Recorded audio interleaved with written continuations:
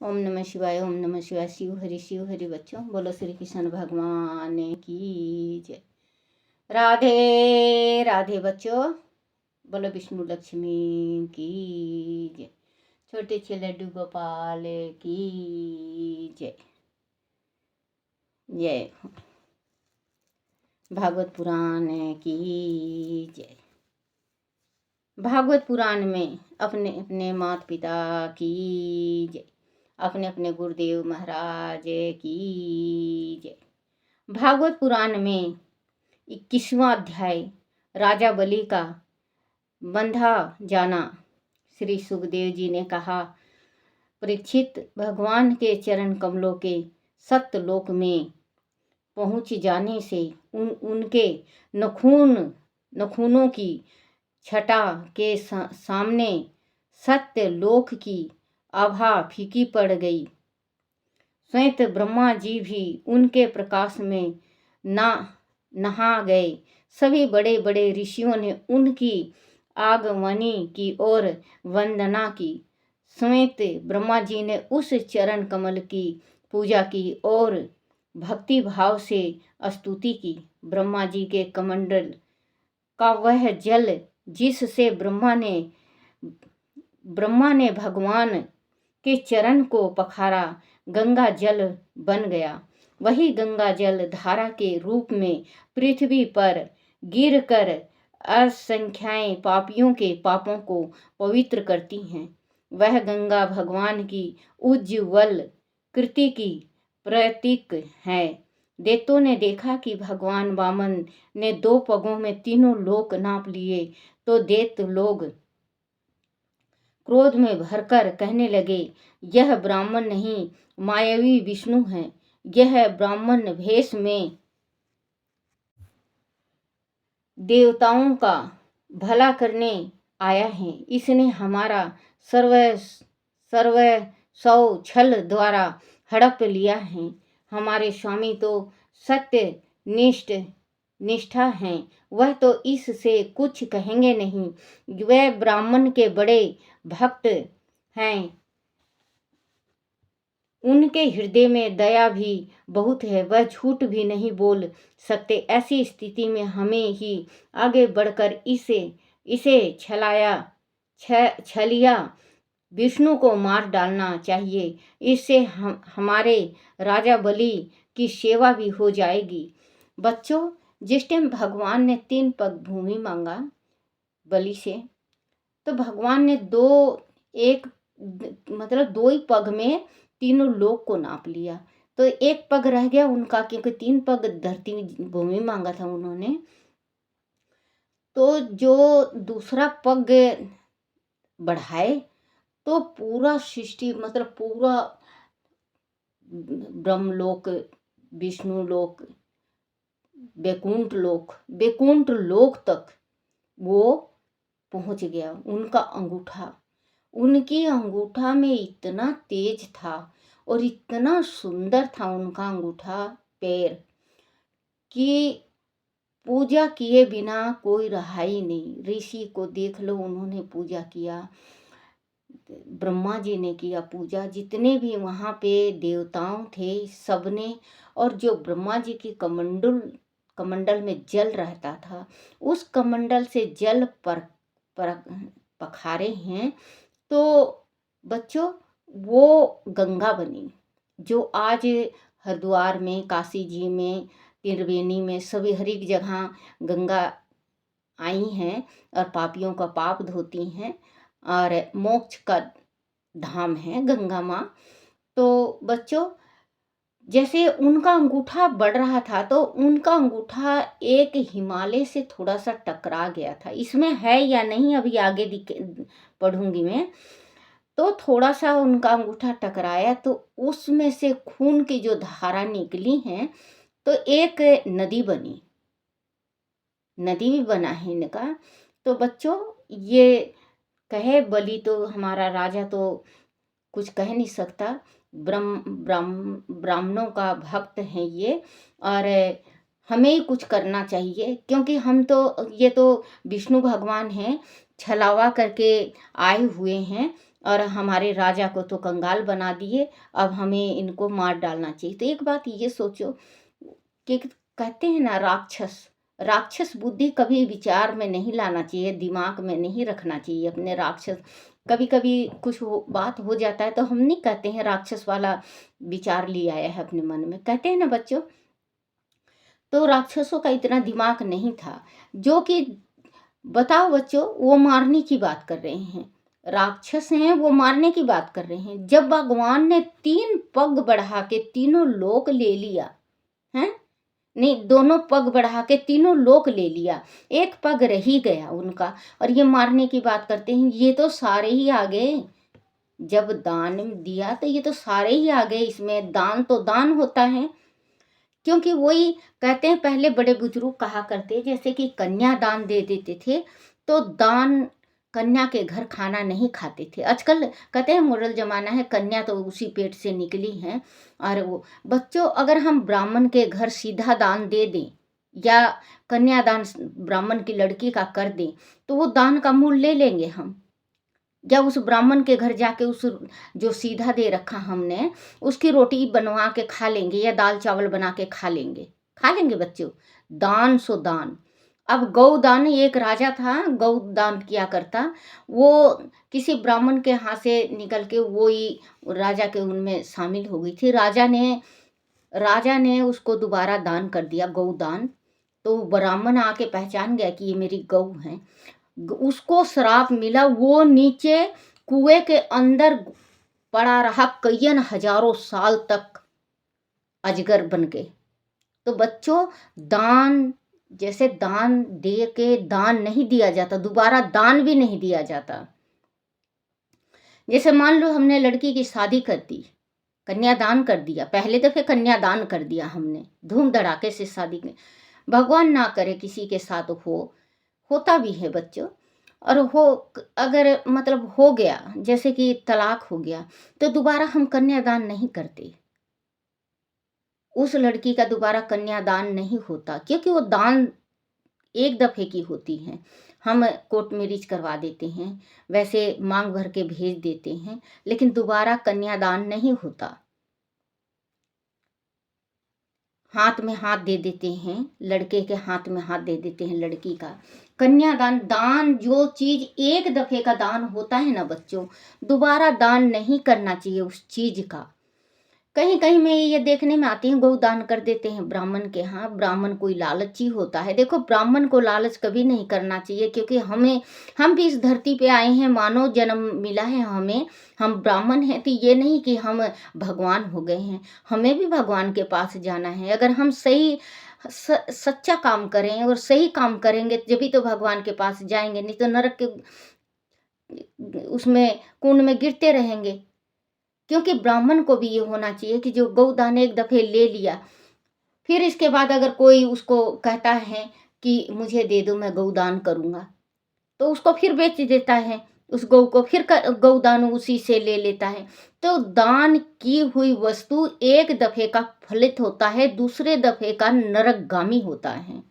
आप ये जरूर ध्यान में रखना बच्चों, कभी भी अगर आप दान करो तो ऐसी जगह से गौ ला के दान करो, ऐसी जगह से गौ ला के दान करो। उस ब्राह्मण से कहो, आप उस ब्राह्मण से ये जरूर कहना है कि पूरा 1 साल आप जैसे दूसरा ब्यात ना आए तब तक आप गौ अपने घर में रखो। हालांकि में तो बच्चों गौ माता जो हिंदू हैं उनके घर में एक गौ जरूर होनी चाहिए। आजकल कहाँ पालते, जगह ही नहीं होता बेटा। अब मेरा मन करता है, बहुत ही ज़्यादा मन करता है गौ रखने का, बहुत ही ज़्यादा। कृष्ण को पता है, मेरे भाई को पता है कि मेरा बहुत ही ज़्यादा जी करता है, लेकिन बच्चों जगह है नहीं। अब जगह नहीं है तो गौ कहाँ से बंधे। तो जैसे रमती गौ आती है, उनका थोड़ा मोड़ा सेवा कर देती हूँ मैं। तो बच्चों, सेवा गौ का सेवा होता है। गौ माता में 33 करोड़ देवी देवता का वास होता है। और रोटी देके उसके मुंह को कभी निचकारना नहीं चाहिए, ऐसे रोटी दे देंगे और सिर में हाथ लगा के, क्योंकि गौ आशीर्वाद हमें देगी, हम गौ को थोड़ी ना देंगे। और जो गौ है तो इसको श्रापित भी हैं, क्योंकि मुख का भाग इनका अशुद्ध है। हाँ, गर्दन से नीचे नीचे उनका सारा शुद्ध है, खूर शुद्ध है, रीढ़ की हड्डी शुद्ध है, मतलब इनमें 33 करोड़ देवी देवता वास करते हैं। तो बच्चों, दान करो, ऐसा दान करो जो कि दान लग जाए और दोबारा वो चीज़ हमारे पास ना आए, या ना हम दोबारा दान करें, क्योंकि दोबारा अगर हम दान करेंगे तो कई हजारों तक नरक का वास होगा हमें।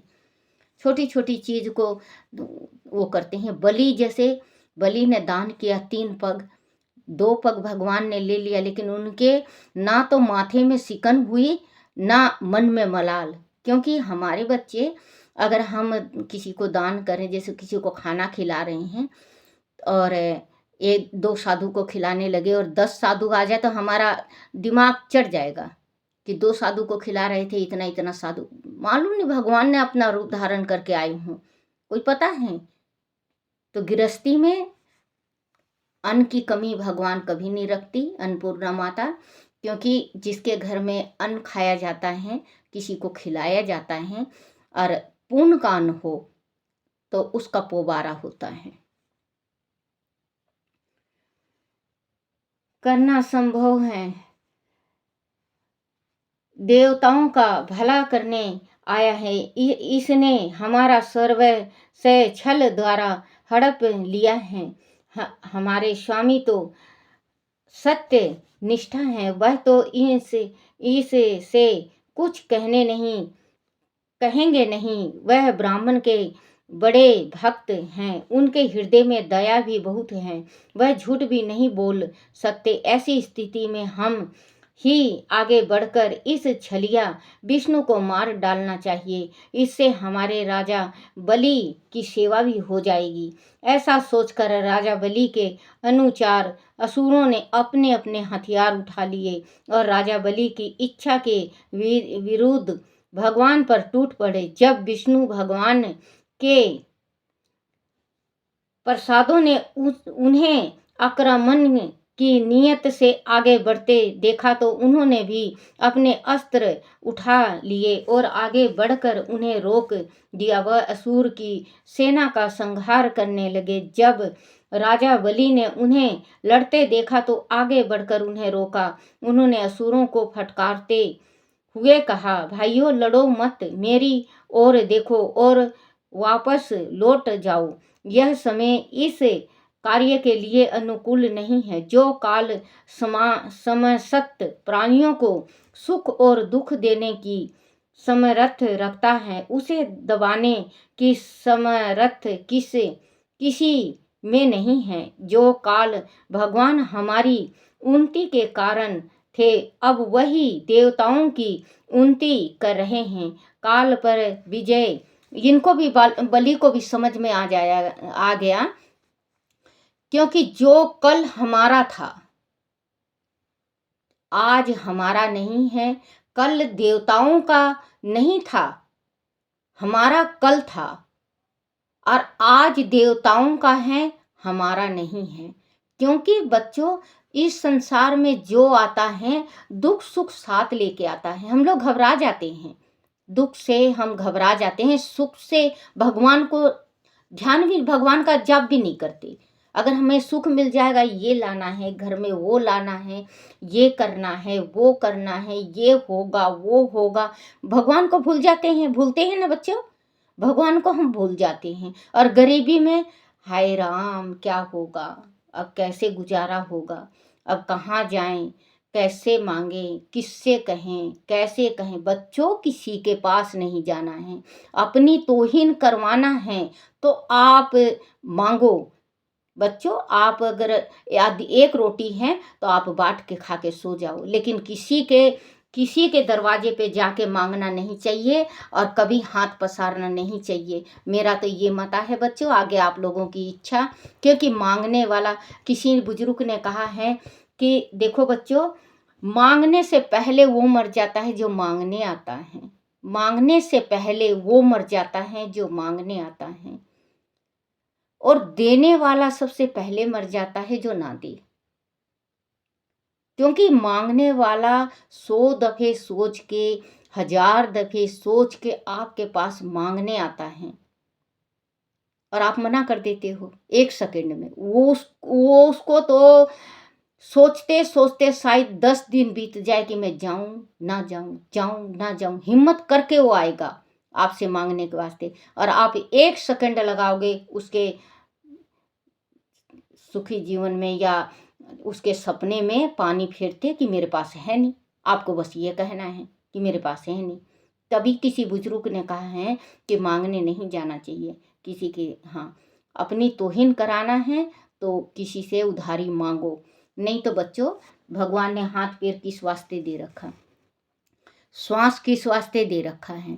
भगवान का सुमरन करो और मेहनत करो, भगवान जरूर आपको ऊपर बढ़ाएगा, क्योंकि परमात्मा ही हैं।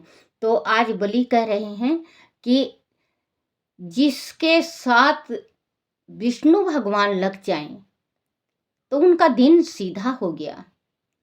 पहले हमारे साथ थे शिव हरि, हमारा दिन अच्छा था, हम विजय भी हुए, लोक भी जीते, सब कुछ परलोक भी जीते, सब कुछ हमारा था।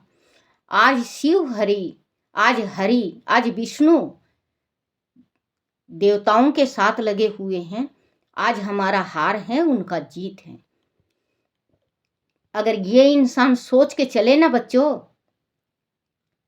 तो इतनी अपने भारत में गरीबी है, गरीबी नहीं रहेगी। अगर हम ये सोचें कि चलो जैसे कोई गरीब है, कहे कोई बात नहीं, परमात्मा इसको भी देगा।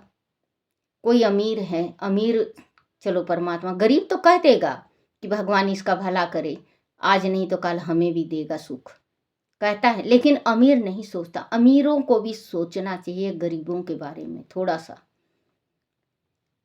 क्योंकि भगवान स्वयं नहीं आते, आप लोगों के ही अंदर भगवान प्रवेश होते हैं। जब भी भगवान आप लोगों के साक्षात आते हैं। तो बलि को पता चल गया कि हरि उनके देवताओं के तरफ है, अब हमारा हार जरूर है।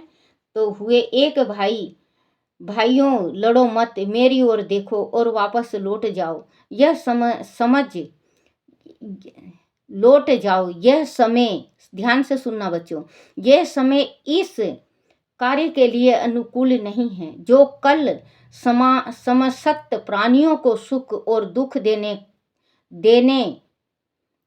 की समर्थ रखता है। उसे दबाने की समर्थ किसी में नहीं है। जो कल भगवान हमारी उन्नति के कारण थे, अब वह ही देवताओं की उन्नति कर रहे हैं।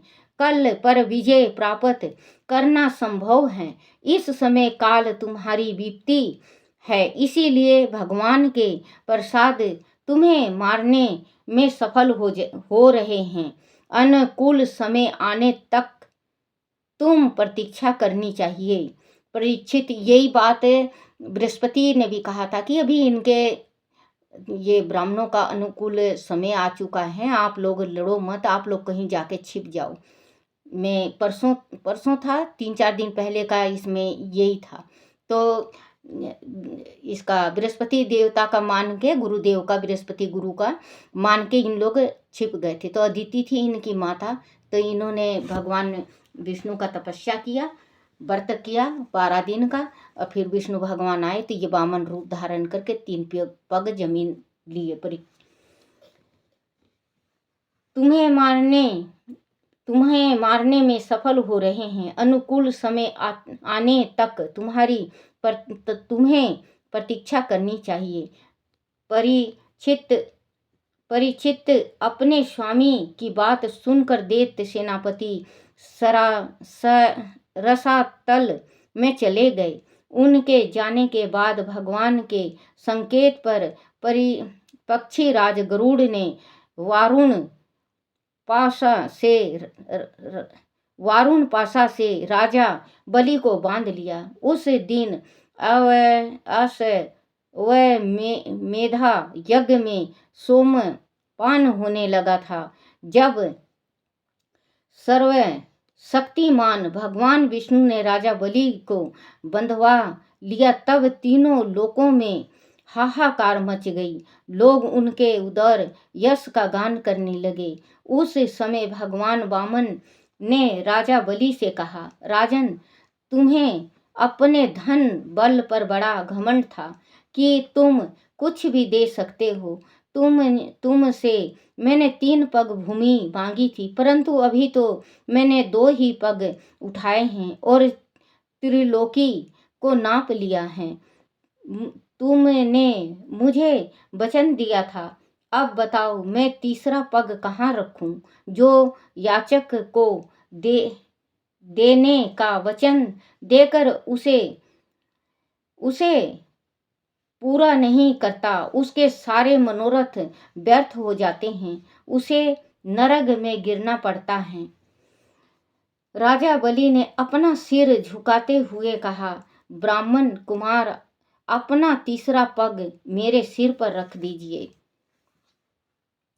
परीक्षित भगवान राजा बलि का भक्ति भाव देखकर गदगद हो उठे। उन्होंने अपना तीसरा पग उनके सिर पर रख दिया और कहा, राजन, आज से तू सत्यलोक का राजा होगा। तेरी सुख संपत्ति देवताओं से भी बढ़कर होगी। परीक्षित, तभी से सुतल लोक में दैत्यों का राज है और वह धन बल से संपन्न है। जो भी भगवान में इस प्रकार अपनी आस्था प्रकट करता है, भगवान उसे निश्चित रूप से सुख समृद्धि प्रदान करते हैं। बोलो श्री कृष्ण भगवान की जय। बोलो विष्णु भगवान की जय। छोटे छे लड्डू गोपाल की जय। श्री कृष्ण गोविंद हरे मुरारी, हे नाथ नारायण वासुदेवाय। श्री कृष्ण गोविंद हरे मुरारी, हे नाथ नारायण वासुदेवाय। हे नाथ नारायण वासुदेवाय, हे नाथ नारायण वासुदेवाय। बोलो श्री कृष्ण भगवान की जय। भागवत पुराण की जय। अपने अपने गुरुदेव महाराज की जय।